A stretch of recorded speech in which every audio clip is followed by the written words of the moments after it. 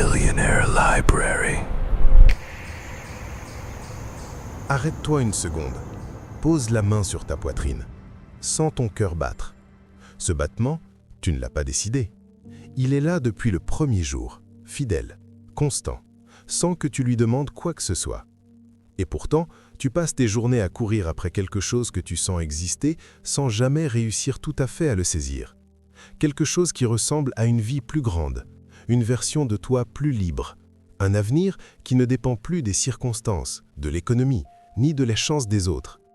Si tu écoutes ces mots en ce moment précis, ce n'est pas un hasard. Ce n'est jamais un hasard. Il y a des millions de choses sur lesquelles tu aurais pu tomber aujourd'hui. Et pourtant, tu es là. Quelque chose en toi à chercher et quelque chose en toi à trouver. Ce livre audio est la réponse à une question que tu te poses peut-être depuis des mois, peut-être depuis des années. La question silencieuse, celle qu'on n'ose pas toujours formuler à voix haute. Est-ce que je suis capable de construire une vie extraordinaire? Est-ce que c'est vraiment pour moi ou seulement pour les autres? La réponse est oui, mais pas de la façon dont on te l'a appris. Il y a quelque chose que je dois te dire d'emblée, quelque chose que la plupart des livres de développement personnel ne te diront jamais, parce que ça dérange. La majorité des gens qui échouent à construire la vie qu'ils veulent ne manquent pas de talent. Ils ne manquent pas de courage non plus. Ce qu'ils n'ont pas, c'est une compréhension juste de la mécanique invisible qui gouverne les résultats. Ils s'épuisent à agir sur les mauvaises choses. Ils changent de méthode, de formation, de réseau, de ville parfois. Mais rien ne change vraiment. Parce que ce qui détermine ta réalité extérieure ne commence pas à l'extérieur. Ça commence dans un endroit beaucoup plus profond. Et tout au long de ce livre, nous allons aller le chercher ensemble. Pendant des années, on t'a vendu une idée simple. Travaille dur, sois discipliné, persévère, et la réussite viendra. Cette idée n'est pas fausse, mais elle est incomplète. Et une vérité incomplète peut faire autant de dégâts qu'un mensonge, parce qu'elle te fait travailler dans la mauvaise direction. Elle te fait croire que l'obstacle est dehors, alors que l'obstacle est dedans. Imagine un homme qui essaie d'allumer une lampe depuis des heures. Il change l'ampoule, il vérifie le câble, il appelle un électricien. Mais personne ne pense à vérifier l'interrupteur. L'interrupteur dans ta vie, c'est ta relation fondamentale avec ce que tu mérites, avec ce qui est possible pour toi, avec l'image que tu te fais de toi-même au fond. Tant que cet interrupteur est éteint, aucune compétence, aucune méthode, aucun réseau ne pourra illuminer ta vie durablement. Laisse-moi te parler d'un concept que nous allons explorer tout au long de ce livre. Je l'appelle la fréquence de base. Chaque être humain émet en permanence une fréquence. Pas de façon métaphorique, de façon littérale. Ton état intérieur, tes croyances profondes, la façon dont tu te perçois, tout cela génère un signal. Ce signal détermine ce que tu vois, ce que tu attrapes, ce que tu rates. Deux personnes peuvent vivre exactement la même journée dans la même ville et rentrer chez elles avec des expériences radicalement différentes. L'une a rencontré une opportunité, l'autre n'a vu que des obstacles. Ce n'est pas de la chance, c'est une question de fréquence. Nous reviendrons sur ce concept en détail dans les prochains chapitres, mais retiens ce mot, fréquence. Il est au cœur de tout ce que nous allons construire ensemble. Maintenant, je veux être honnête avec toi. Ce livre ne va pas te rendre riche en 30 jours. Ce livre ne contient pas de formule magique ni de raccourcis secrets. Ce qu'il contient, c'est quelque chose de plus puissant, une façon de voir différente. Et quand tu changes ta façon de voir, tu changes ce que tu fais. Et quand tu changes ce que tu fais, tu changes ce que tu obtiens. Ce n'est pas de la philosophie abstraite, c'est de la mécanique, concrète, applicable, vérifiable. Je suis persuadé que la plupart des gens qui restent bloqués dans une vie médiocre ne manquent pas de motivation. Ils manquent de clarté. Ils courent vite, mais dans le brouillard. Ce livre est une lampe. Il va éclairer le chemin, pas le parcourir à ta place. Voici ce que tu vas découvrir dans les prochains chapitres. Nous allons parler de la façon dont ton cerveau filtre la réalité et comment utiliser ce filtre en ta faveur. Nous allons explorer la relation entre ton identité profonde et tes résultats financiers. Nous allons aborder la discipline, non pas comme une contrainte, mais comme une forme de respect envers toi-même. Nous allons démontrer pourquoi ce que tu te dis à voix basse est plus important que n'importe quelle stratégie externe. Et nous allons finir par quelque chose que peu de livres osent toucher, la question du sens. Parce que construire une vie prospère sans savoir pourquoi, c'est construire une maison sans y vivre. Je veux que tu fasses quelque chose avant de continuer. C'est simple, mais c'est important. Pense à un domaine de ta vie où tu te bats depuis longtemps. Finances, carrière, confiance en toi. Un endroit où tu essaies, tu recommences, mais tu reviens toujours au même point. Note-le mentalement. Retiens-le. Parce que d'ici à la fin de ce livre, tu vas comprendre avec précision pourquoi cet endroit résiste. Et surtout, tu vas voir comment le débloquer, non pas en forçant davantage, en changeant le niveau à laquelle tu travailles.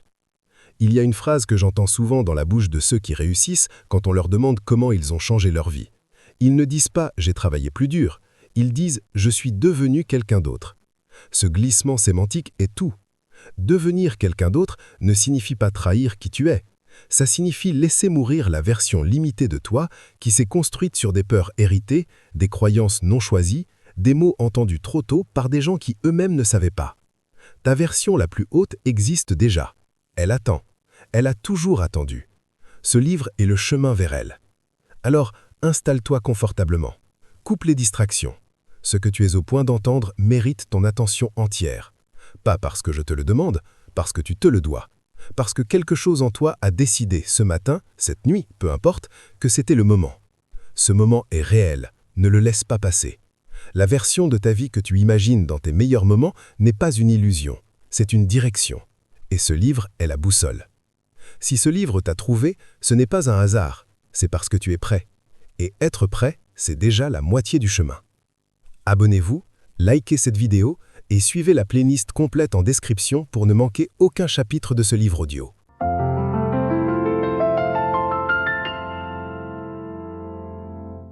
Chapitre 2. Le filtre invisible qui contrôle ta vie. Tu vas au supermarché. Tu n'as pas faim. Tu rentres avec exactement ce qu'il te fallait, rien de plus. Tu y retournes 1 heure après avoir mangé une pizza. Tu rentres avec du chocolat, des chips, des choses dont tu n'avais pas besoin. Même supermarché, même toi. Résultat complètement différent. Ce n'est pas ta volonté qui a changé, c'est ton état intérieur. Et cet état intérieur a déterminé ce que tu as vu, ce que tu as voulu, ce que tu as pris. Ta vie fonctionne exactement de la même façon, en permanence. Il y a une structure dans ton cerveau dont on ne parle presque jamais dans les livres de développement personnel. Elle s'appelle le système activateur réticulaire, un groupe de neurones logés à la base du tronc cérébral. Son rôle est simple mais radical. Ton cerveau reçoit environ 11 millions de bits d'informations par seconde. Tu n'en traites consciemment qu'environ 40. Le système activateur réticulaire décide lesquels passent. Il est le gardien de ta réalité perçue. Et voici ce qui est crucial. Il ne filtre pas selon la vérité. Il filtre selon ce que tu lui as appris à considérer comme important. Si tu te lèves chaque matin en pensant que la vie est difficile, que l'argent est rare, que les opportunités ne sont pas pour toi, ton cerveau va confirmer cette vision. Pas parce que c'est vrai, parce que c'est ce que tu lui as commandé de chercher. Il va trouver les preuves qui confirment ta croyance et ignorer tout le reste. Tu n'es pas malchanceux, tu es filtré. Laisse-moi te donner un exemple que tu as peut-être déjà vécu. Tu décides d'acheter une voiture, un modèle précis, une couleur précise. Le lendemain, tu vois ce modèle partout dans les rues. Il te semble que tout le monde a acheté cette voiture en même temps que toi. Mais ces voitures étaient là avant. Elles passaient devant toi chaque jour. Ton cerveau les effaçait parce qu'elles n'étaient pas pertinentes. Dès que tu as défini ce modèle comme important, le filtre s'est ouvert. Applique ce mécanisme à tout ce qui compte dans ta vie. Les occasions de gagner de l'argent, les personnes qui pourraient t'aider à avancer, les signaux qui indiquent qu'une porte s'ouvre. Ces choses existent en ce moment autour de toi. La question n'est pas de savoir si elles sont là, la question est de savoir si ton filtre est réglé pour les voir. La programmation de ce filtre commence très tôt, avant que tu aies l'âge de la remettre en question. Un enfant qui entend régulièrement que l'argent ne pousse pas dans les arbres, que les riches sont des voleurs, qu'il faut savoir rester à sa place, ne choisit pas d'intégrer ces phrases. Elles s'impriment, elles deviennent des axiomes, des vérités de base que le cerveau va s'employer à confirmer pendant des décennies. Ce n'est pas une malédiction, c'est une mécanique, et toute mécanique peut être reprogrammée quand on comprend comment elle fonctionne. Voici ce que les personnes qui réussissent ont en commun. Pas l'intelligence, pas la naissance dans une famille fortunée, pas la chance. Ce qu'elles ont, c'est un filtre réglé sur les solutions plutôt que sur les problèmes, sur les possibilités plutôt que sur les obstacles. Ce réglage n'est pas inné, il s'acquiert, soit par l'environnement dans lequel on grandit, soit par un travail délibéré sur soi. Et ce travail, c'est exactement ce que nous faisons ici. Comment reprogrammer ce filtre concrètement? Il y a 3 leviers. Le premier, c'est l'intention claire. Ton cerveau ne peut pas chercher ce qu'il n'a pas défini. Beaucoup de gens vivent dans un flou permanent. Ils veulent plus d'argent, mais sans chiffre précis. Ils veulent réussir, mais sans définir ce que ça veut dire pour eux. Un filtre sensible est un filtre inutile. Définis précisément ce que tu veux. Pas de façon vague, de façon chirurgicale. Ce n'est pas de la pensée positive naïve, c'est de la neurologie appliquée. Le deuxième levier, c'est la répétition consciente.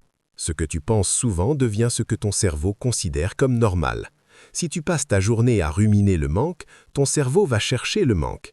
Si tu passes ta journée à noter, même mentalement, ce qui fonctionne, ce qui avance, ce qui s'ouvre, tu entraînes ton filtre à détecter l'expansion. Ce n'est pas de la déni de réalité, c'est un choix de focus. Et le focus est le muscle le plus puissant que tu possèdes. Le troisième levier, c'est l'environnement. Ton cerveau est une éponge sociale. Il absorbe les standards des personnes qui t'entourent. Si tu passes l'essentiel de ton temps avec des gens dont le plafond de ce qui est possible est bas, ton filtre va s'aligner sur ce plafond sans que tu t'en rendes compte. Ce n'est pas une question de trahir ses origines ou de mépriser ceux qui ne partagent pas tes ambitions. C'est une question de survie cognitive. Expose-toi à des gens qui pensent plus grand. Lis leurs livres, écoute leurs interviews, fréquente leurs espaces. Ton filtre va se récalibrer. Il y a une chose que je veux que tu comprennes avant la fin de ce chapitre. Tout ce que tu vois autour de toi en ce moment, tes revenus, tes relations, ton niveau de confiance, tout cela est le résultat de ton filtre passé. Ce n'est pas toi. Ce sont les conséquences d'un réglage que tu n'as probablement pas choisi. Ce que tu vas construire à partir d'aujourd'hui sera le résultat d'un filtre que tu choisis consciemment. C'est une distinction qui change tout. Ton passé explique où tu en es. Il ne détermine pas où tu vas. Pense à la dernière fois où tu as raté une opportunité. Peut-être que tu ne l'as pas vue au bon moment. Peut-être que tu l'as vue mais tu t'es dit que ce n'était pas pour toi. Dans tous les cas, ce n'était pas un manque d'intelligence. C'était un filtre réglé sur l'exclusion plutôt que sur l'inclusion. Sur le doute plutôt que sur la possibilité. Ce filtre est modifiable, dès maintenant. Un seul acte délibéré par jour suffit à commencer. Une intention posée le matin, une occasion notée le soir, une voix intérieure corrigée en temps réel. Petit à petit, le filtre change. Et quand le filtre change, la réalité perçue change. Et quand la réalité perçue change, les décisions changent. Et quand les décisions changent, les résultats changent. C'est une chaîne. Elle commence toujours au même endroit, à l'intérieur. Dans le prochain chapitre, nous allons aller encore plus loin. Nous allons explorer pourquoi ton identité, l'image que tu te fais de toi-même en profondeur, est le vrai moteur de tes résultats financiers. Et pourquoi changer de stratégie sans changer d'identité revient à repeindre les murs d'une maison dont les fondations sont fissurées.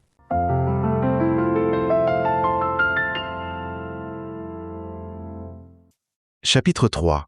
L'identité, le vrai moteur de ta réussite. Il y a une expérience qu'on fait souvent avec des puces. On place des puces dans un bocal ouvert. Elles sautent et s'échappent immédiatement. Ensuite, on les met dans un bocal fermé. Elles sautent, frappent le couvercle, recommencent, frappent encore. Au bout de quelques jours, on retire le couvercle. Les puces ne sautent plus haut. Elles restent en dessous du niveau du couvercle qui n'existe plus. Elles ont intégré une limite invisible, une limite qui n'existe plus dans la réalité, mais qui continue d'exister dans leur comportement. Tu es peut-être une puce avec un couvercle retiré depuis longtemps, et tu sautes encore en dessous d'une frontière qui n'existe plus que dans ta tête. Voici ce que j'entends régulièrement. Des gens qui lisent tous les bons livres, qui suivent les bonnes formations, qui connaissent les stratégies, et qui pourtant n'avancent pas. Ou qui avancent, mais reviennent toujours au même niveau. Comme un ballon qu'on pousse sous l'eau. On peut le maintenir enfoncé avec effort, mais dès qu'on relâche, il remonte. Ce ballon, c'est ton identité profonde. Elle a un niveau naturel, et tant que tu n'as pas modifié ce niveau, tout ce que tu construis au-dessus sera temporaire. L'effort te permettra de tenir un moment, mais l'identité finira toujours par reprendre le dessus. L'identité, ce n'est pas ce que tu dis de toi, c'est ce que tu crois de toi sans le dire. C'est la voix qui parle quand personne ne t'écoute. C'est la réponse automatique que tu donnes quand quelqu'un te félicite. « Oh, c'est rien, j'ai eu de la chance ». C'est la façon dont tu baisses les yeux quand tu énonces ton tarif.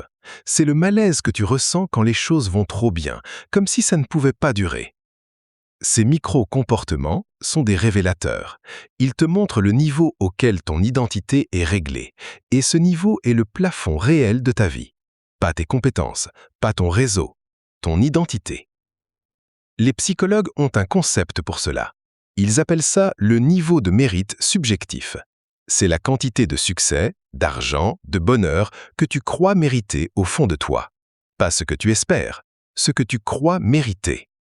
La différence est énorme. Tu peux espérer gagner 10 fois plus, mais si ton identité est réglée sur un niveau de mérite bien inférieur, tu vas inconsciemment saboter tout ce qui dépasse ce seuil. Tu vas trouver des raisons de ne pas envoyer cet email, de ne pas demander cette augmentation, de ne pas lancer ce projet. Tu vas appeler ça de la prudence, du réalisme. En réalité, c'est de la loyauté envers une ancienne version de toi-même. Pense à quelqu'un que tu connais qui a grandi sans argent et qui a réussi à en gagner beaucoup. Observe ce qui se passe souvent. En quelques années, beaucoup reviennent au niveau d'origine. Pas parce qu'ils manquaient de talent, pas parce que le marché a changé, parce que leur identité n'avait pas suivi. Ils avaient changé leur compte en banque, mais pas leur image d'eux-mêmes, et l'identité a corrigé l'écart. Elle fait toujours ça, c'est son rôle. Elle maintient la cohérence entre qui tu crois être et ce que ta vie reflète. Alors, comment modifier l'identité? Pas en te répétant des affirmations creuses devant un miroir, ça ne suffit pas. Pas en changeant de vêtements ou de voiture pour paraître quelqu'un d'autre, ça ne fait qu'aggraver le fossé. L'identité se modifie par l'action et par la preuve. Voici comment ça fonctionne. Chaque fois que tu agis en accord avec la version de toi que tu veux devenir, tu crées une preuve. Cette preuve s'accumule, et l'identité finit par intégrer ces preuves comme une nouvelle réalité. Ce n'est pas de la pensée magique, c'est de la psychologie comportementale. Tu ne te convaincs pas d'abord et tu n'agis pas ensuite. Tu agis d'abord, même petit, même imparfaitement, et la conviction suit l'action. Un exemple concret. Tu veux devenir quelqu'un qui gère bien son argent. Ne commence pas à te dire « je suis quelqu'un qui gère bien son argent » si tu ne le crois pas. Commence par un acte minuscule. Mettre 5 € de côté aujourd'hui, vérifier ton compte sans le fermer aussitôt, refuser un achat impulsif une seule fois. Chacun de ces actes est une preuve. Ton cerveau les enregistre. Il ajuste progressivement l'image qu'il a de toi. Et un jour, sans que tu saches exactement quand, tu te rends compte que tu es devenu cette personne. Pas parce que tu l'as décidé avec ta volonté, parce que tu l'as prouvé avec tes actes. Il y a une deuxième façon de modifier l'identité. C'est de changer le groupe auquel tu t'identifies. Ton cerveau est câblé pour se conformer aux normes du groupe. C'est de la survie tribale. Dans la préhistoire, être exclu du groupe signifiait mourir. Donc, ton cerveau fait tout pour rester aligné avec les standards de ta tribu. Si ta tribu pense que l'ambition est suspecte, que parler d'argent est vulgaire, que les riches sont des profiteurs, ton identité va se plier à ces normes, inconsciemment, automatiquement, pour appartenir. Changer ta tribu de référence ne signifie pas abandonner tes proches. Ça signifie décider avec qui tu t'identifies psychologiquement. Les personnes que tu lis, celles que tu étudies, celles dont tu t'inspires, ces personnes deviennent ta tribu mentale, et ta tribu mentale influe sur ton identité autant que ta tribu physique. Il y a quelque chose d'important que je dois nommer ici. Le passage vers une nouvelle identité est inconfortable. C'est même parfois douloureux, parce que l'ancienne identité ne disparaît pas sans résistance. Elle a des années de pratique, elle connaît tous tes recoins. Elle va se manifester sous forme de doute, de procrastination, de cette petite voix qui te dit que tu te prends pour quelqu'un que tu n'es pas. Cette résistance n'est pas un signe que tu te trompes, c'est un signe que tu avances. On ne ressent pas la friction quand on reste immobile, on la ressent quand on bouge contre le courant habituel. Continue. Retiens une chose fondamentale avant de passer à la suite. Tes résultats actuels ne mesurent pas ta valeur, ils mesurent l'identité que tu as incarnée jusqu'ici. Ces deux choses ne sont pas la même chose. L'une est fixe, l'autre est entièrement modifiable. Et la modifier, c'est le travail le plus rentable que tu puisses jamais faire.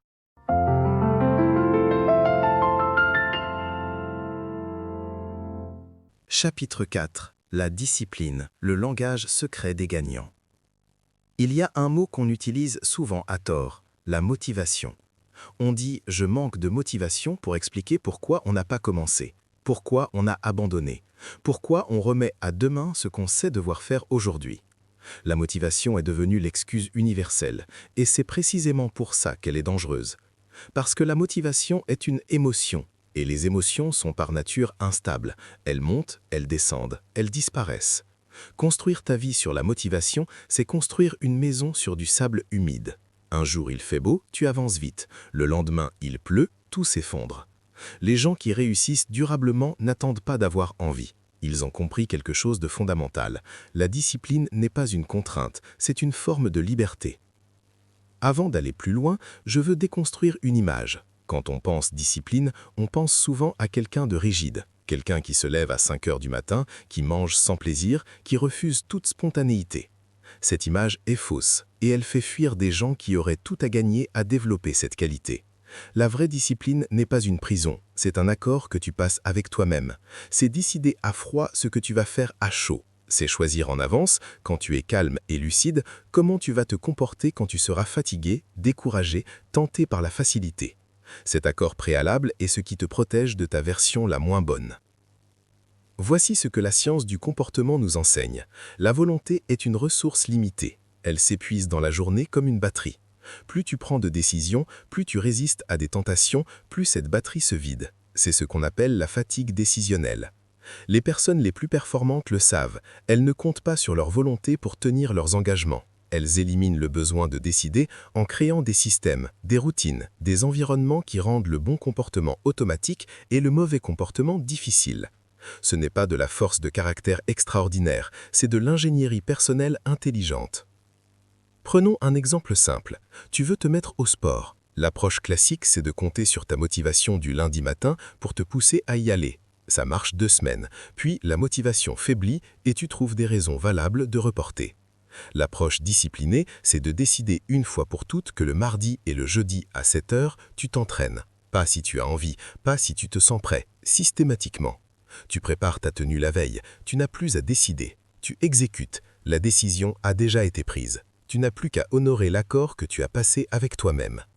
Avec le temps, l'effort de se mettre en mouvement diminue, parce que l'identité a changé. Tu n'es plus quelqu'un qui essaie de faire du sport, tu es quelqu'un qui s'entraîne le mardi et le jeudi. Ce glissement est capital. L'action répétée crée l'identité, et l'identité rend l'action naturelle. C'est un cercle vertueux, mais il faut une étincelle pour le démarrer. Cette étincelle, c'est la décision initiale de tenir un engagement même minuscule, même quand tu n'en as pas envie. Surtout quand tu n'en as pas envie, parce que c'est précisément dans ces moments que se construit la confiance en soi réelle. Pas la confiance qui vient des succès faciles, celle qui vient de t'être prouvé que tu fais ce que tu dis. Il y a une distinction essentielle que je veux que tu comprennes, la différence entre la discipline réactive et la discipline proactive. La discipline réactive, c'est résister. Résister à la tentation de regarder ton téléphone, résister à l'envie de reporter, résister au confort du canapé. Cette forme de discipline est épuisante parce qu'elle se bat constamment contre quelque chose. La discipline proactive, c'est construire des environnements où les bonnes habitudes sont faciles, construire des routines qui réduisent les frictions, construire des relations qui renforcent tes standards plutôt que de les éroder. Tu ne te bats plus contre le courant, tu rediriges le courant.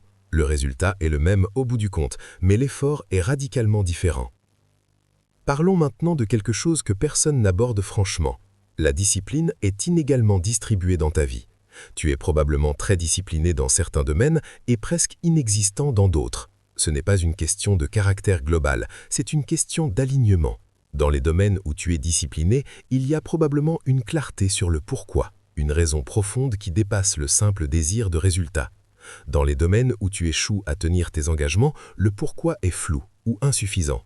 Renforcer la discipline commence donc par renforcer le sens, pas par se flageller davantage. Demande-toi pour chaque engagement que tu ne tiens pas, pourquoi est-ce que ça compte vraiment? Pas la réponse de surface, la réponse profonde.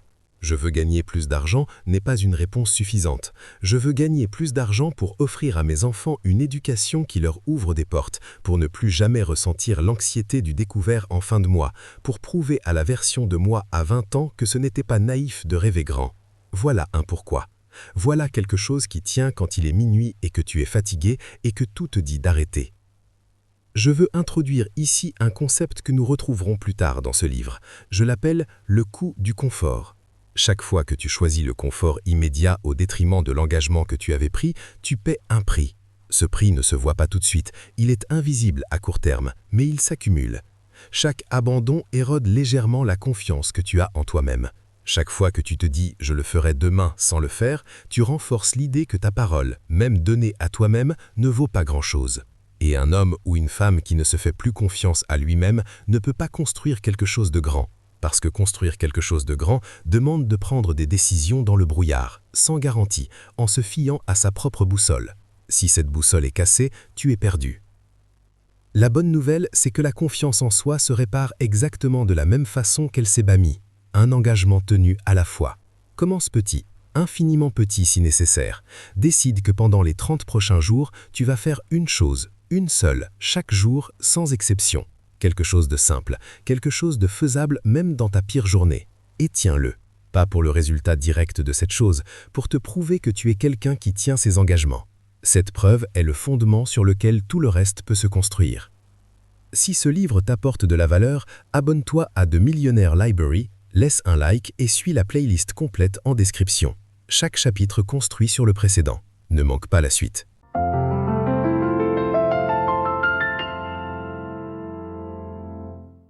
Chapitre 5. Ce que tu te dis en silence construit ta réalité. Il y a une conversation qui se déroule en ce moment dans ta tête. Elle n'a jamais de pause, elle ne prend pas de vacances. Elle tourne 24 heures sur 24, 7 jours sur 7, depuis le jour où tu as appris à penser. La plupart des gens ne l'entendent même plus. Elle est devenue le bruit de fond de leur existence, comme le son du réfrigérateur dans une cuisine. On ne le remarque plus, mais il est là, et il consomme de l'énergie.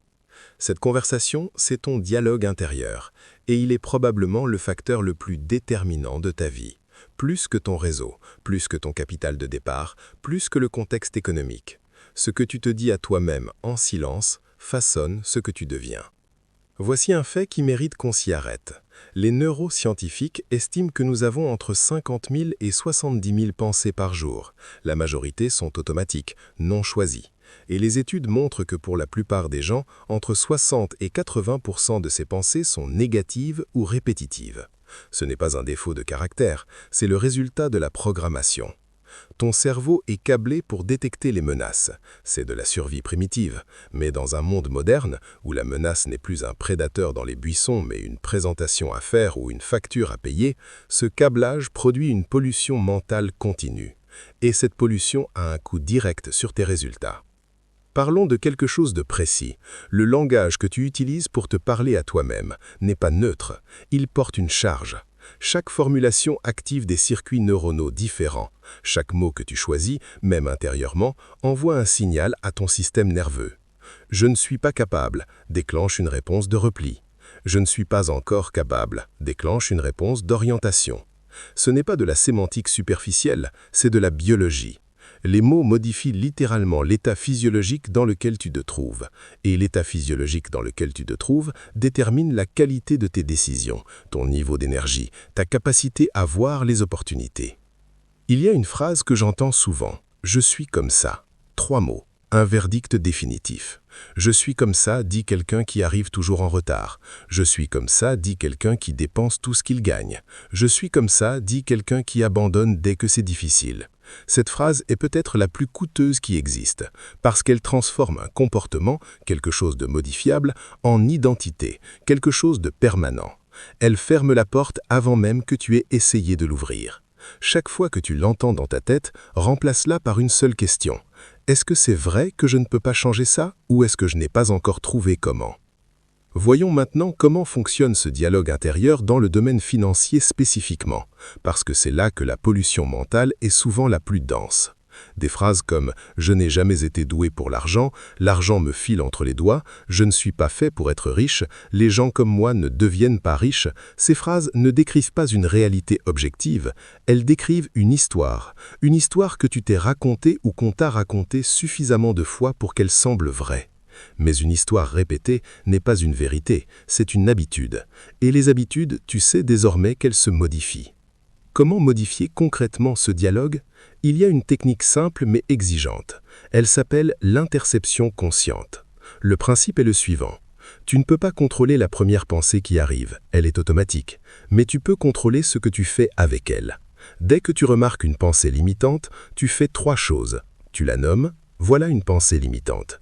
Tu ne la combats pas, tu ne la nies pas, tu la constates simplement. Ensuite, tu la questionnes. Est-ce que c'est absolument vrai? Pas probablement vrai, absolument vrai, sans exception possible? Presque jamais. Et enfin, tu la remplaces par une formulation orientée vers l'action. Non pas une affirmation naïve qui sonne faux, mais une question ouverte. Comment est-ce que je pourrais améliorer ça? Qu'est-ce qu'une personne qui réussit dans ce domaine ferait à ma place? Ces questions mettent ton cerveau au travail dans la bonne direction.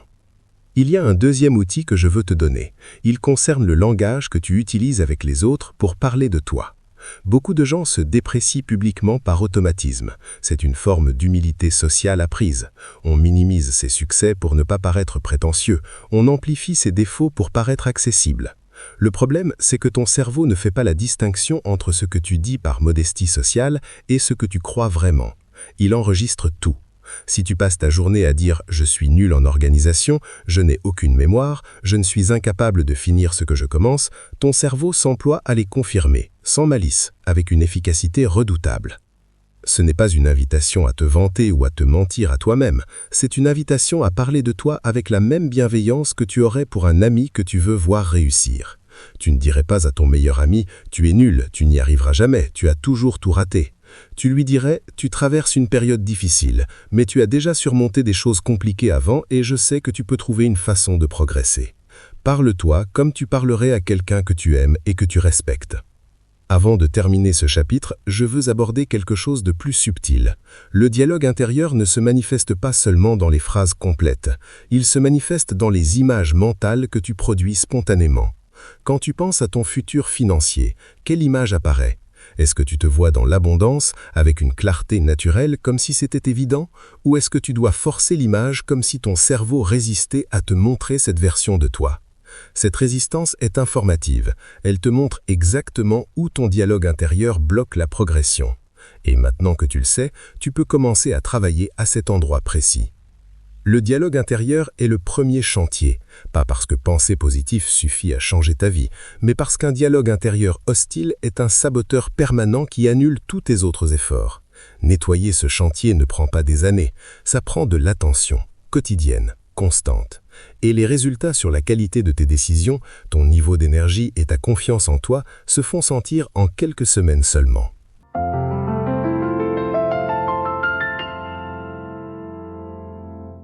Chapitre 6. L'argent, ce qu'on ne t'a jamais vraiment expliqué. La plupart des gens ont une relation avec l'argent qui ressemble à une relation amoureuse toxique. Ils le désirent intensément, ils le craignent en même temps. Ils le dépensent pour combler un vide. Ils le fuient quand il arrive en trop grande quantité.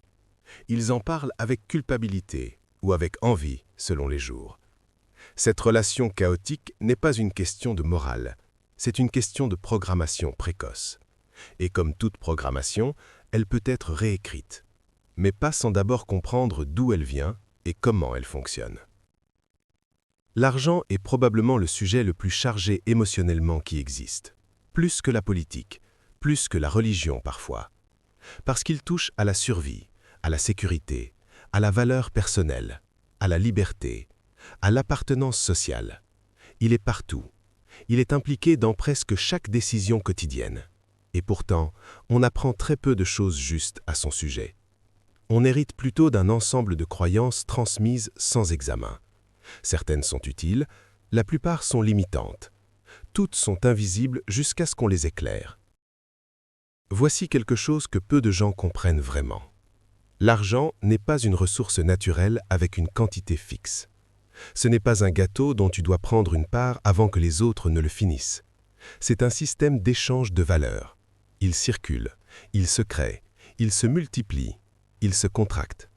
Sa dynamique est liée aux décisions humaines, à la confiance, à la création.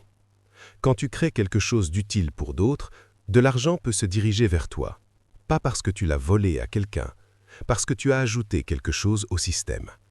Cette compréhension change tout. Elle sort l'argent du registre de la rareté et de la compétition pour le placer dans le registre de la création et de la contribution. Parlons maintenant de quelque chose de concret. Il existe une distinction que les gens aisés comprennent intuitivement et que les autres ignorent, la différence entre les actifs et les passifs. Un actif est quelque chose qui met de l'argent dans ta poche. Un passif est quelque chose qui en sort. Cette définition est simple. Son application est radicale. La plupart des gens passent leur vie à accumuler des passifs, en croyant accumuler des actifs. Une voiture à crédit est un passif. Elle coûte chaque mois. Un appartement que tu habites peut être un passif, si les charges dépassent ce qu'il génère. Des compétences qui t'ouvrent des marchés plus lucratifs sont un actif. Une audience que tu construis est un actif. Du temps récupéré grâce à une meilleure organisation est un actif. La question à se poser pour chaque décision financière n'est pas « est-ce que j'en ai envie ?», c'est « est-ce que ça met de l'argent dans ma poche ou est-ce que ça en sort ?» Il y a un piège psychologique très répandu qu'on appelle la dépense de statut. C'est dépenser pour signaler aux autres qu'on a réussi. La montre qu'on ne peut pas vraiment se permettre. La voiture qui représente 2 ans de salaire. Le restaurant pour impressionner des gens dont l'opinion n'a pas d'impact réel sur ta vie. Ces dépenses sont particulièrement coûteuses parce qu'elles ne sont même pas pour toi. Elles sont pour le regard des autres. Et les autres ne pensent presque jamais à toi autant que tu le crois. Pendant que tu te ruines pour leur montrer que tu as réussi, ils sont occupés à se ruiner pour te montrer la même chose. C'est un jeu sans gagnant. Les personnes réellement aisées, celles qui ont construit leur patrimoine plutôt que de l'avoir hérité, ont souvent une caractéristique surprenante. Elles sont discrètes dans leur consommation. Elles dépensent sur ce qui compte profondément pour elles et elles ignorent le reste. Elles ont substitué la richesse visible par la richesse réelle. La richesse visible, c'est ce que les autres voient. La richesse réelle, c'est la liberté de choisir comment tu passes ton temps. Ces 2 choses ne vont pas nécessairement ensemble. On peut paraître riche et être financièrement fragile. On peut vivre simplement et avoir une solidité financière que personne ne soupçonne. Lequel des 2 préfères-tu vraiment ? Voici maintenant un concept qui va à l'encontre de beaucoup de conseils classiques. La frugalité seule ne crée pas la richesse. Réduire tes dépenses à une limite mathématique. Tu ne peux pas dépenser moins que 0. Mais ta capacité à créer de la valeur et donc à générer des revenus n'a pas de plafond théorique. Les 2 sont nécessaires. Contrôler tes sorties et développer tes entrées. Mais ceux qui se concentrent exclusivement sur la réduction des coûts finissent par vivre dans la restriction sans jamais construire. Ceux qui se concentrent exclusivement sur la génération de revenus sans discipline de gestion voient l'argent s'évaporer aussi vite qu'il arrive. L'équilibre entre les 2 est l'endroit où se construit quelque chose de durable. Je veux te parler d'une habitude simple qui a plus d'impact symbolique et pratique que beaucoup de stratégies complexes. C'est l'habitude de te payer en premier. Avant les factures, avant les dépenses plaisir, avant tout le reste. Un pourcentage de chaque revenu va immédiatement dans un compte séparé que tu ne touches pas, peu importe le montant. 10% si tu peux, 5% si c'est là où tu en es, 1% si c'est tout ce que la situation permet. Ce n'est pas d'abord une question de montant, c'est une question de signal que tu envoies à ton cerveau. Je suis quelqu'un qui construit, je suis quelqu'un qui épargne, je suis quelqu'un dont le futur compte autant que le présent. Ce signal modifie progressivement la relation que tu as avec l'argent. Il crée une preuve concrète que tu gères plutôt que tu ne subis. Il y a une dernière chose à aborder dans ce chapitre. La culpabilité liée à l'argent. Beaucoup de personnes ambitieuses, souvent celles qui ont grandi dans des environnements modestes, portent une culpabilité sourde à l'idée de vouloir plus. Comme si désirer la prospérité trahissait ceux qui n'en ont pas. Comme si réussir financièrement les rendait différents de leur famille, de leurs amis d'enfance, de leur milieu d'origine. Cette culpabilité est compréhensible, elle est humaine. Mais elle est aussi un frein puissant. La prospérité n'est pas une trahison. Une personne financièrement stable peut aider sa famille bien plus qu'une personne qui s'est maintenue dans la restriction par loyauté. Tu ne peux pas donner ce que tu n'as pas. Construire ta solidité financière est l'acte le plus généreux que tu puisses poser sur le long terme, pour toi et pour tous ceux que tu veux soutenir.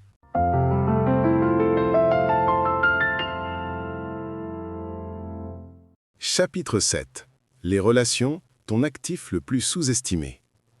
Il y a une étude qui a duré 80 ans, la plus longue étude sur le bonheur humain jamais conduite. Elle a été menée par l'université Harvard.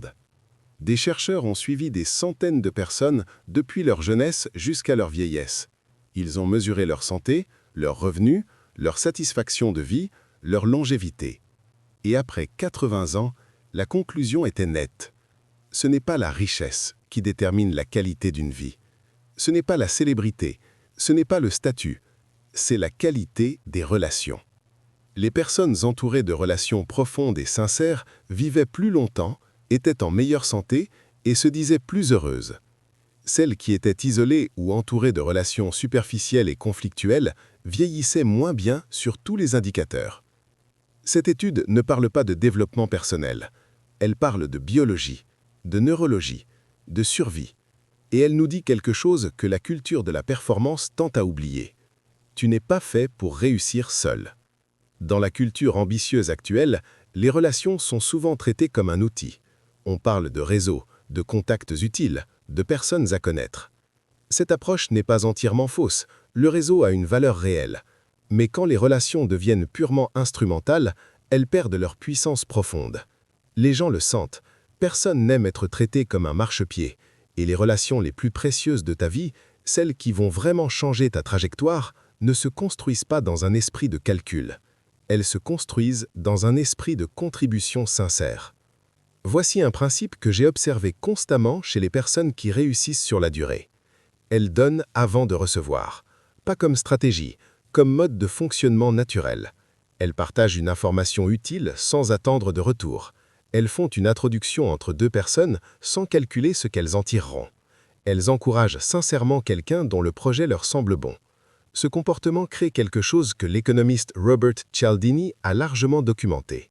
La réciprocité. Les humains sont câblés pour rendre ce qu'on leur donne. Pas toujours, pas immédiatement, mais systématiquement sur le long terme. Celui qui donne généralement se retrouve dans un écosystème où les autres cherchent naturellement à lui rendre l'appareil. Parlons maintenant de quelque chose de plus difficile, les relations qui te coûtent. Il y a des personnes dans ta vie qui, chaque fois que tu les quittes, te laissent un peu plus vide, un peu plus petit, un peu plus découragé. Tu repars avec tes doutes amplifiés et ton énergie amputée. Ces personnes ne sont pas nécessairement mauvaises, elles ont leurs propres blessures, leurs propres limitations, leurs propres peurs, mais leur fréquence et la tienne ne sont pas compatibles à ce stade de vos vies respectives. Et continuer à t'exposer massivement à elles a un coût réel sur ta trajectoire. Ce coût est difficile à mesurer précisément, mais il est là. Dans les projets que tu n'as pas lancés parce qu'une voix familière t'a dit que c'était risqué, dans les opportunités que tu n'as pas saisies parce que l'ambiance générale autour de toi était à la prudence et à la limitation. La question n'est pas de couper brutalement toutes les relations imparfaites. La vie est plus nuancée que ça. Certaines de ces relations ont une valeur affective réelle. Certaines sont inéluctables, famille, collègues, contexte de vie. La question est plutôt celle de la dose et de la conscience. Limiter le temps passé avec les personnes qui t'érodent. Augmenter délibérément le temps passé avec celles qui t'élèvent. Et surtout, identifier clairement qui est qui dans ta vie. Parce que beaucoup de gens ne font jamais cet inventaire. Ils subissent leur écosystème relationnel comme une donnée fixe, alors que c'est en réalité l'une des variables les plus modifiables de leur existence. Il y a un deuxième type de relation coûteuse dont on parle rarement. La relation avec toi-même en présence des autres. Certaines personnes te font adopter une version de toi-même que tu n'aimes pas. Tu deviens plus cynique, plus défensif, plus petit. D'autres personnes font ressortir une version de toi que tu reconnais comme vraie et meilleure. Tu es plus ouvert, plus créatif, plus courageux. Ces secondes personnes sont précieuses indépendamment de ce qu'elles peuvent t'apporter concrètement. Parce qu'elles sont un miroir de ta meilleure version. Et passer du temps à être ta meilleure version renforce cette version. Elle devient plus accessible, plus naturelle, plus stable. Voici maintenant quelque chose de pratique. Comment construire des relations de qualité quand on part de presque rien dans ce domaine? La réponse tient en un mot, la curiosité sincère. La chose la plus rare et la plus précieuse dans une conversation, c'est quelqu'un qui s'intéresse vraiment à l'autre. Pas pour collecter des informations utiles, pas pour trouver le bon moment de parler de soi, mais pour comprendre réellement la perspective de l'autre, ce qui le motive, ce qui le préoccupe, ce qui l'a construit. Les gens qui maîtrisent cet art sont irrésistiblement attractifs, pas parce qu'ils sont beaux ou riches ou célèbres, parce qu'ils font ressentir aux autres qu'ils comptent. Et c'est l'un des besoins les plus profonds de l'être humain. Se sentir vu, se sentir compris, se sentir important aux yeux de quelqu'un. Je veux te parler d'une dynamique que tu as peut-être déjà vécue sans la nommer. L'effet de la moyenne. Plusieurs études dans psychologie sociale montrent que nous adoptons inconsciemment les standards comportementaux, financiers et émotionnels des 5 personnes avec lesquelles nous passons le plus de temps. Pas par faiblesse de caractère, par neurologie sociale. Notre cerveau s'aligne sur les normes du groupe pour maintenir l'appartenance. Si les 5 personnes les plus proches de toi gagnent en moyenne 2 000 € par mois, considèrent que l'ambition est suspecte et pensent que la vie est globalement difficile, ton cerveau va travailler silencieusement à te maintenir dans cet espace. Pas parce que tu le décides, parce que l'appartenance prime sur la performance dans la hiérarchie des besoins biologiques. Connaître ce mécanisme te donne le choix. Pas le choix d'abandonner tes proches, le choix d'élargir consciemment ton cercle de référence. Une dernière réflexion pour ce chapitre. Il existe une relation que tu tends souvent à négliger dans la course à la réussite. La relation avec les personnes qui sont derrière toi dans le parcours.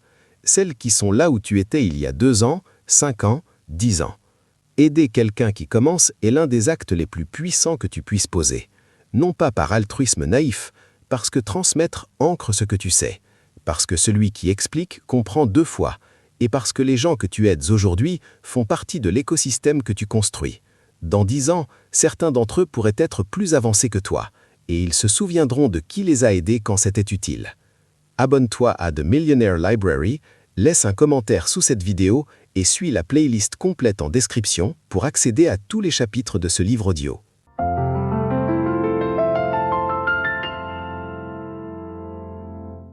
Chapitre 8. Le temps. La ressource que tu ne peux pas récupérer. Il y a quelque chose que l'argent ne peut pas acheter. Pas vraiment.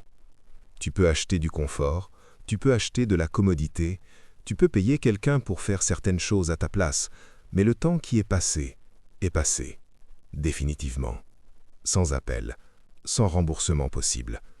C'est la seule ressource parfaitement équitable dans ce monde. Chaque être humain, qu'il soit milliardaire ou sans-abri, reçoit exactement 24 heures par jour, ni plus, ni moins. La différence entre les vies n'est pas dans la quantité de temps reçu, elle est dans la façon dont ce temps est utilisé. Et cette façon est presque entièrement le résultat de décisions conscientes ou inconscientes que tu prends chaque jour. Commençons par une réalité inconfortable. La majorité des gens ne gèrent pas leur temps. Ils le réagissent. Ils se lèvent et répondent à ce qui arrive, les notifications, les demandes des autres, les urgences du moment. Ils finissent la journée épuisés, avec le sentiment d'avoir été très occupés, mais sans avoir vraiment avancé sur ce qui compte. Cette distinction entre être occupé et être productif est fondamentale. L'occupation est souvent une forme sophistiquée de procrastination. Tu te donnes l'impression de travailler sans t'attaquer à ce qui dérange vraiment, à ce qui demande de la concentration, du courage ou de l'inconfort. Les tâches importantes et non urgentes, celles qui construisent vraiment ta vie sur le long terme, sont presque toujours repoussées au profit des tâches urgentes et peu importantes qui remplissent tes journées. Il y a un modèle simple que je veux te présenter. Les économistes distinguent 2 types de revenus, le revenu linéaire et le revenu non linéaire. Le revenu linéaire, c'est échanger du temps contre de l'argent. 1 heure de travail produit 1 unité de revenu. Si tu travailles 2 fois plus, tu gagnes 2 fois plus. Si tu t'arrêtes, le revenu s'arrête. C'est le modèle dans lequel la plupart des gens vivent. Il a une limite physique absolue. Tu ne peux pas travailler plus de 24 heures par jour. Le revenu non linéaire, c'est créer quelque chose qui continue à produire sans que tu sois présent. Un système, un contenu, une propriété intellectuelle, une compétence rare qui se monétise différemment du temps pur. Les personnes qui construisent une vraie liberté financière ne travaillent pas nécessairement plus, elles travaillent différemment. Elles investissent du temps aujourd'hui pour créer des systèmes qui produisent demain, après-demain, dans 10 ans. Ce chapitre n'est pas une invitation à ne pas travailler dur, c'est une invitation à travailler dans la bonne direction. Parlons maintenant de quelque chose que personne ne t'apprend à l'école, la valeur de ton heure. As-tu déjà calculé ce que vaut 1 heure de ton temps? Pas ton salaire horaire si tu es employé, la valeur réelle d'une heure investie sur les projets les plus importants de ta vie. Cette question change la façon dont tu prends des décisions. Si une heure consacrée à développer une compétence spécifique peut te faire gagner beaucoup plus sur 10 ans, passer cette même heure à faire quelque chose qu'un autre pourrait faire pour toi à moindre coût est une mauvaise décision financière. Même si tu n'as pas encore les moyens de déléguer grand-chose, avoir ce cadre de pensée change tes priorités. Ça t'aide à identifier sur quoi concentrer ton énergie limitée. Il y a un phénomène psychologique qui dévore silencieusement des heures entières dans la vie de la plupart des gens. On l'appelle la résistance. C'est l'espace entre l'intention et l'action. Tu sais ce que tu devrais faire. Tu ne le fais pas. Tu ouvres un autre onglet, tu vérifies tes messages, tu ranges un tiroir, tu fais du café. La résistance se nourrit de l'ambiguïté. Quand la prochaine action n'est pas clairement définie, le cerveau préfère revenir vers du connu et du confortable. La solution n'est pas de te forcer davantage, c'est d'éliminer l'ambiguïté. Chaque soir avant de dormir, définis la tâche la plus importante du lendemain. Une seule, la plus importante. Pas une liste de 15 items, une. Et définis la première action physique concrète pour la démarrer. Pas travailler sur le projet, ouvrir le fichier et écrire les 3 premières lignes. Cette précision réduit la résistance de façon dramatique. Ton cerveau sait exactement quoi faire. Il n'a plus à décider. Il exécute. Je veux aborder ici le sujet des distractions numériques. Non pas pour te faire la morale, mais pour te donner un chiffre qui mérite réflexion. Des études récentes estiment qu'un travailleur du savoir est interrompu ou se distrait en moyenne toutes les 11 minutes et qu'il faut ensuite en moyenne 23 minutes pour retrouver un niveau de concentration profonde. Fais le calcul. Chaque interruption ne coûte pas 11 minutes, elle coûte 34. Une matinée de travail avec des interruptions fréquentes ne produit pas la moitié de ce qu'une matinée de concentration profonde ininterrompue peut produire. La concentration profonde est devenue une compétence rare dans un monde de distraction permanente. Et comme toute compétence rare, elle est extrêmement valieuse. Celui qui peut s'isoler pendant 2 ou 3 heures et travailler sans interruption sur quelque chose d'important produit plus en une matinée que beaucoup produisent en une semaine. Il y a un dernier angle sur le temps que je veux explorer, la question de l'urgence fabriquée. Nous vivons dans une culture qui valorise l'urgence, être toujours disponible, répondre immédiatement, traiter tout comme prioritaire. Cette culture crée une illusion de productivité qui cache en réalité une forme de réactivité permanente. Les vraies priorités, celles qui construisent une vie, ne se présentent jamais comme urgentes. Écrire ce livre, développer cette compétence, approfondir cette relation, prendre soin de ta santé. Ces choses peuvent toujours attendre à demain, selon la logique de l'urgence quotidienne. Et c'est exactement pourquoi tant de gens arrivent à 40 ou 50 ans avec le sentiment amer de ne pas avoir vécu la vie qu'ils voulaient. Pas parce qu'ils n'ont pas travaillé, parce qu'ils ont été absorbés par l'urgent au détriment de l'essentiel. Avant d'entrer dans le dernier chapitre, je te pose une question à laisser résonner. Si tu regardais ton emploi du temps de la semaine dernière, quelle proportion du temps a été consacrée à des choses qui comptent vraiment dans 10 ans? Et quelle proportion a été consommée par des choses qui n'auront aucune importance dans 10 jours? Cette question n'est pas un jugement, c'est une boussole. Et une boussole ne sert que si tu acceptes de regarder où elle pointe.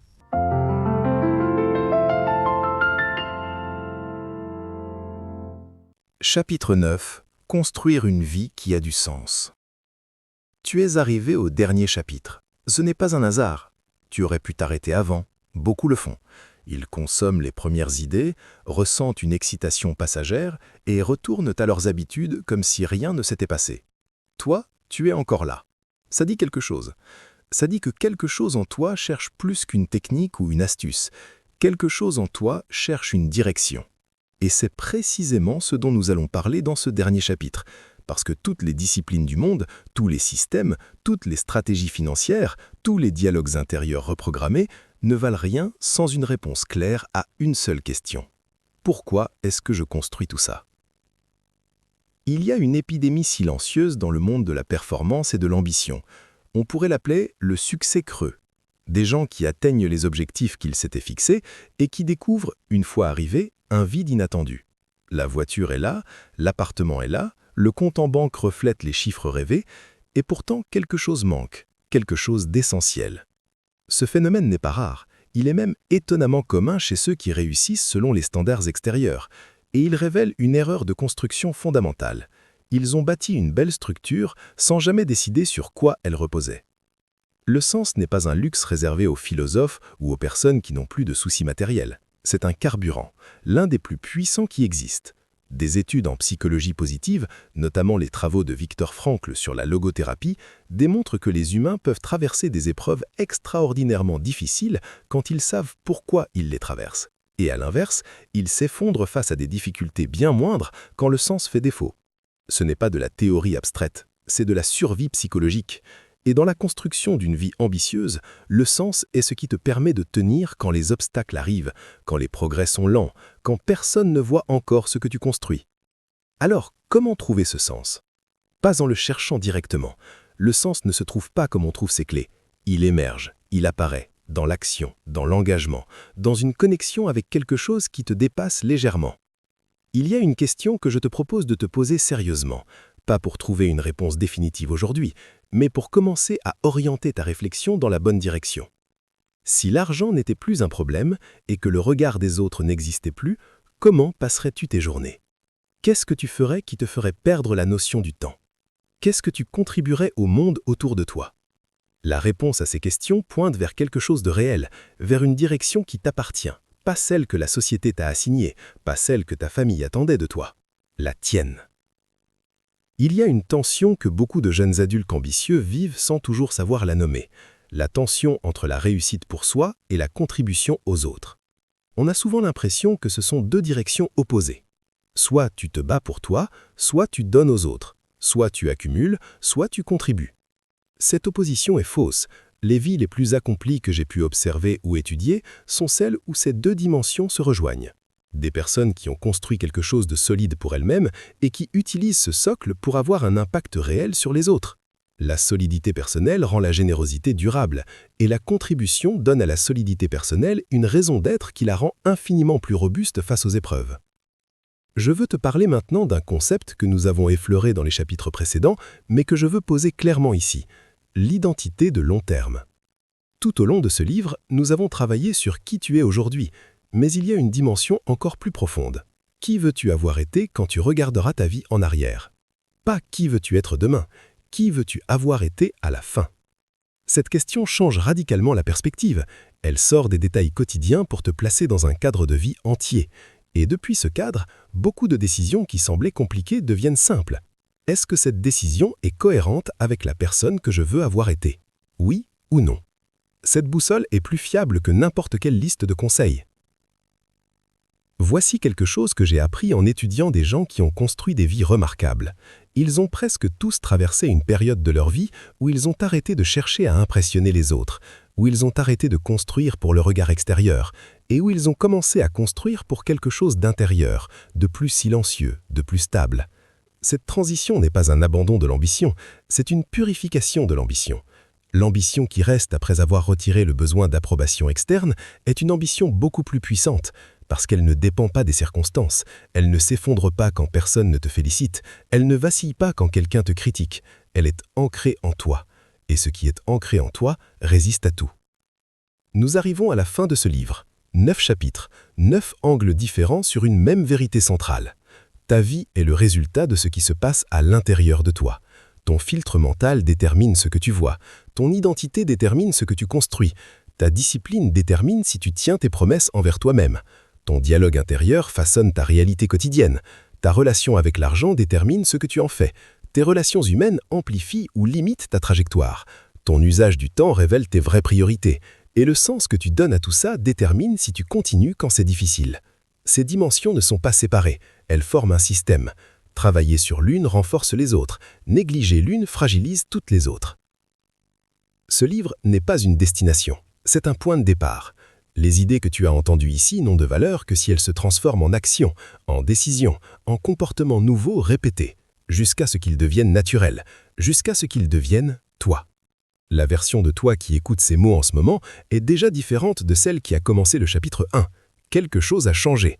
Peut-être un regard sur toi-même, peut-être une croyance qui a craqué, peut-être une direction qui s'est précisée. Ce changement est réel, il est à toi.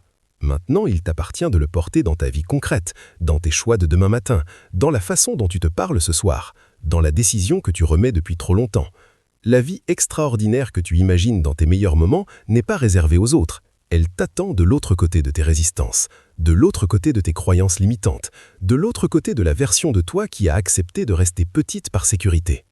Traverse, c'est tout ce qu'il te reste à faire. Laisse-moi te poser une question importante avant de te quitter. Tout au long de ce livre, nous avons parlé de filtres mentaux, d'identité, de discipline, de sens. Mais voici ce que je veux vraiment savoir. Si tu pouvais changer une seule chose dans ta vie à partir de demain, une seule chose concrète qui aurait le plus grand impact sur tout le reste, quelle serait-elle? Prends un moment, réfléchis vraiment et dis-le-moi en commentaire. Pas pour moi, pour toi. Parce que nommer ce que tu veux est souvent la première étape pour le construire. Et je lis chaque commentaire. Merci d'avoir écouté ce livre audio de The Millionaire Library. N'oubliez pas de vous abonner pour continuer à enrichir vos connaissances et vos compétences.